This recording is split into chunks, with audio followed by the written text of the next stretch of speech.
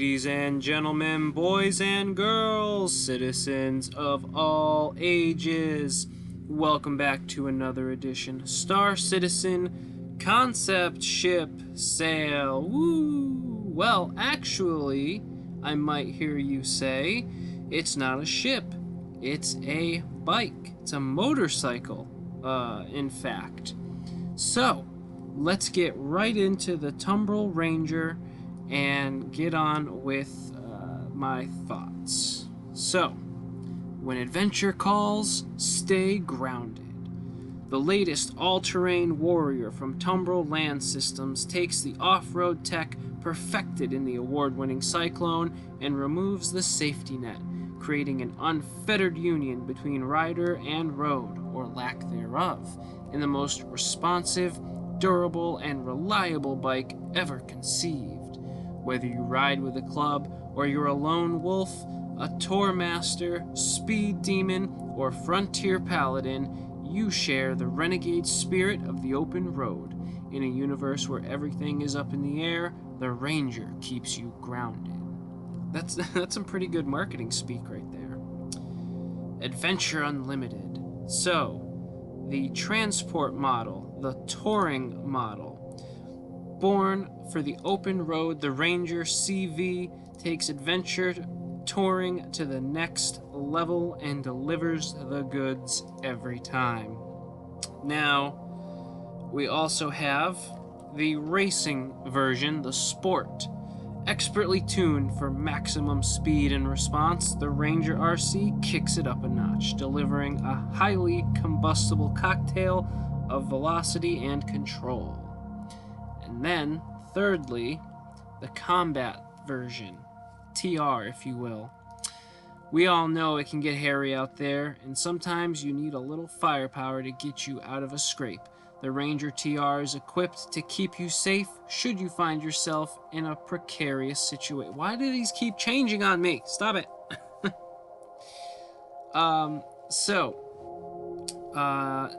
The motorcycles. Each one comes with a vest particular to that version. So this is the cargo vest that you'll get, the cargo vest that you'll get with the cargo model. This leather vest is going to come with the TR, the turret, one with guns, and this racing vest for, you guessed it, the racing version. So I don't know how I feel about these.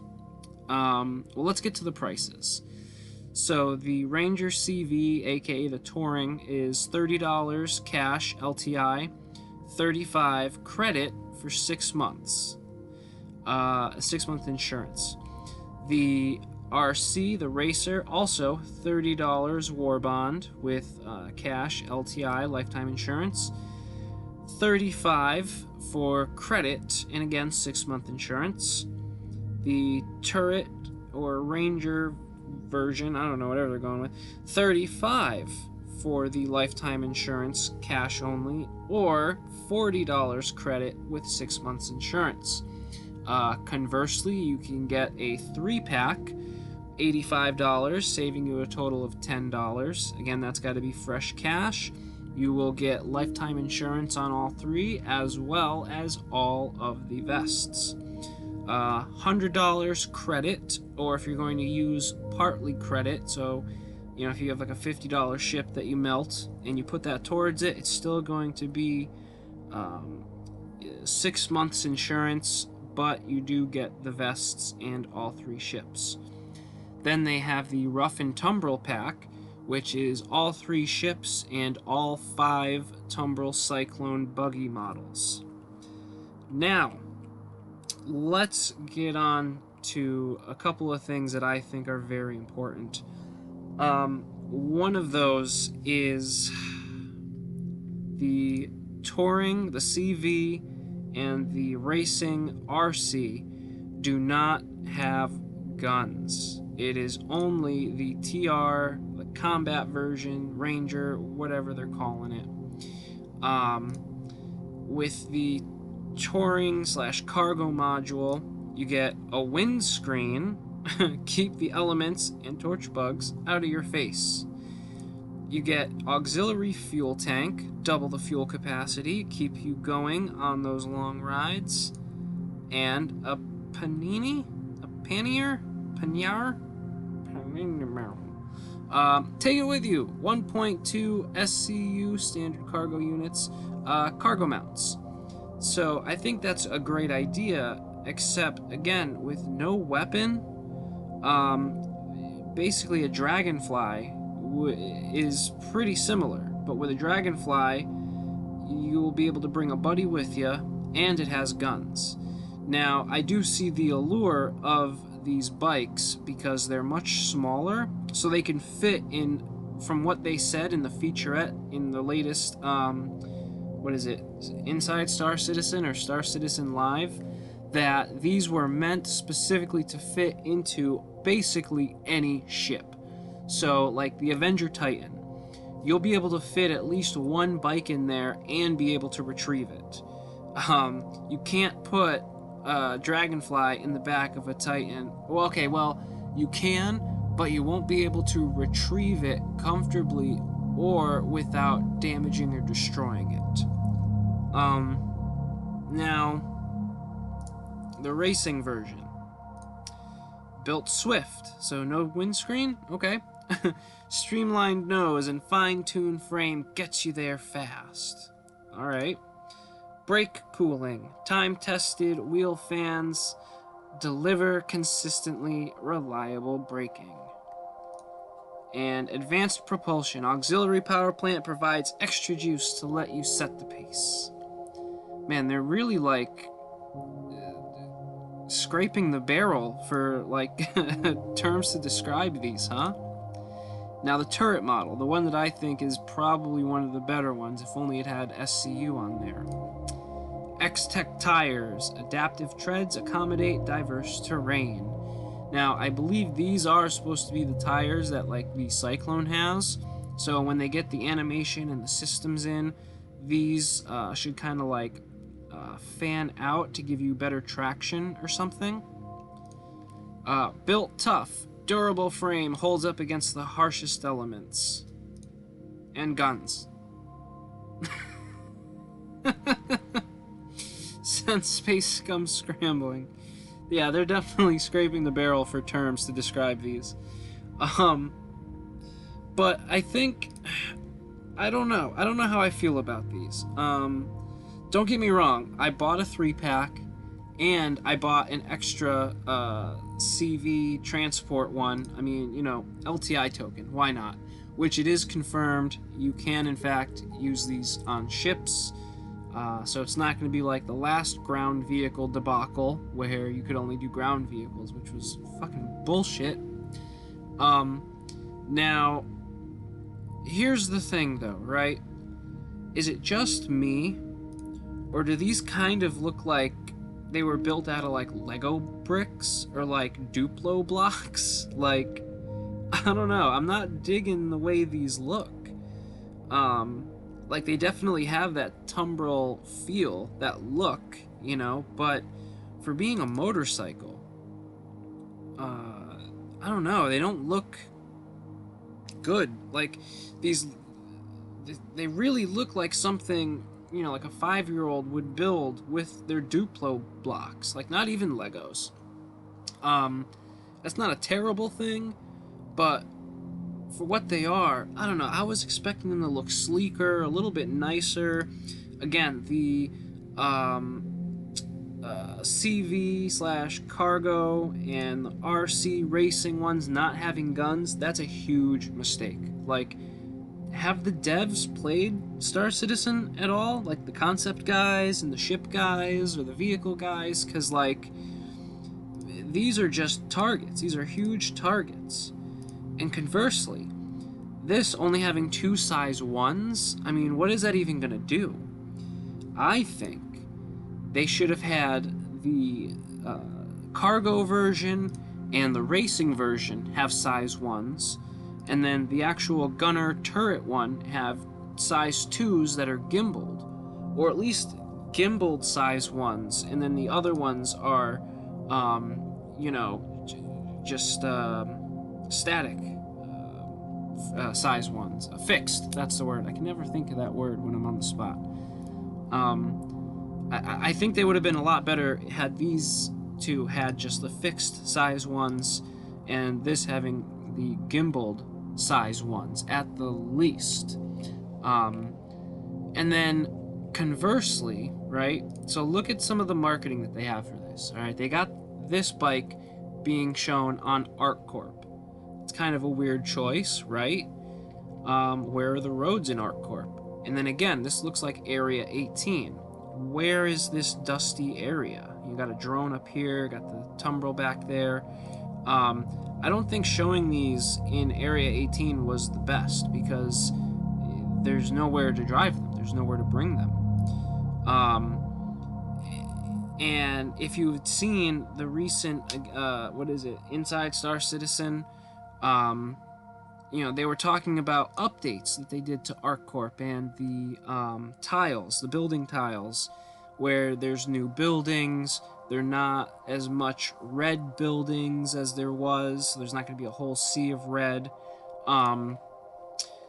But there's still no streets. There's no roads.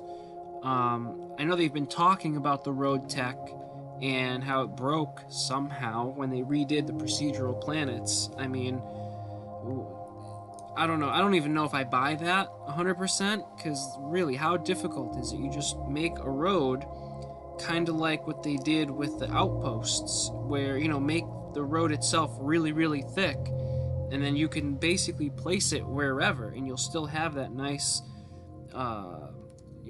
flat ground to drive on, or at least mainly flat. Again, like, even if you go somewhere like Hurston or the Moons, where there is space, most of those areas have like waist-high obstacles. Again, has any of these devs played the game recently or seen it? Excuse me.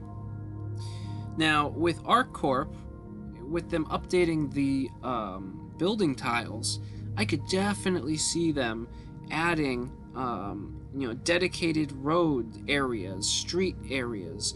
Maybe when other areas come online in ArcCorp, like Area 6, 11, whatever, there will be a cool, maybe even underground tunnel system that leads there. I think it would be cool to have a mixture of underground and open actual roads to drive on. Like at Area 18, when you're in the sky buses or whatever, when it gets to Riker's spaceport, you can see there's kind of a street that you go through with all the models of the ships flying by you.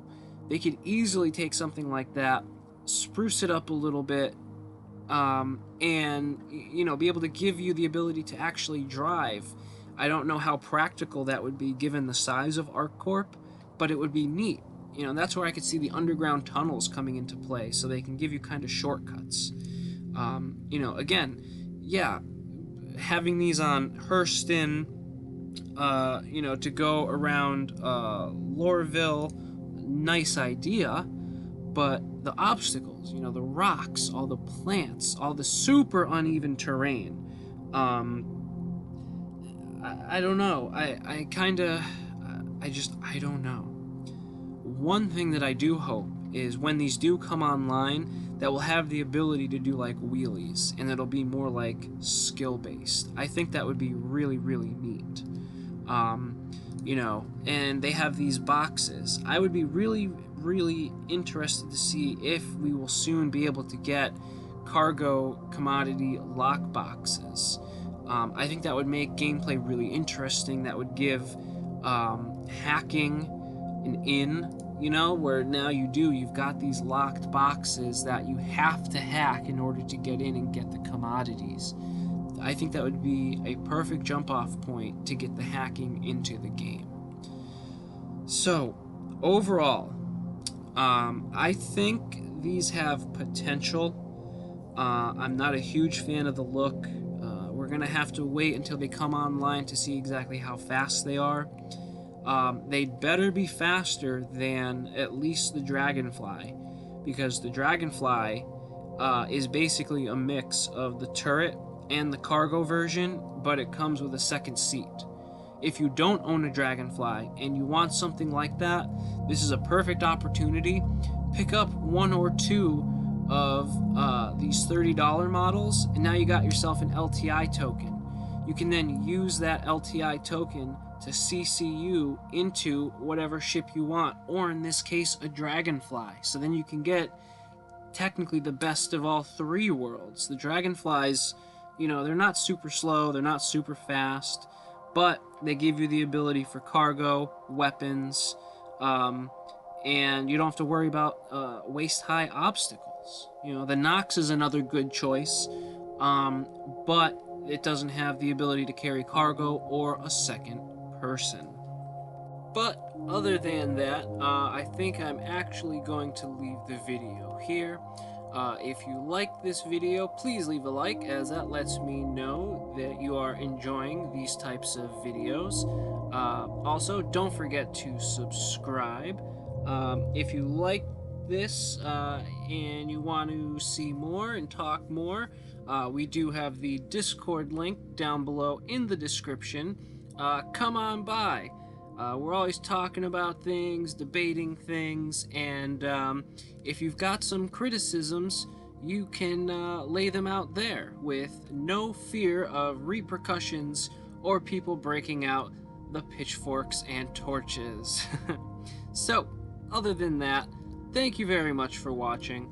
All you beautiful bastards out there, you have yourselves a wonderful day, morning, evening, whenever, wherever you just so happen to be. This is Will, Daylight Gamer, signing off. Vroom vroom, motherfuckers.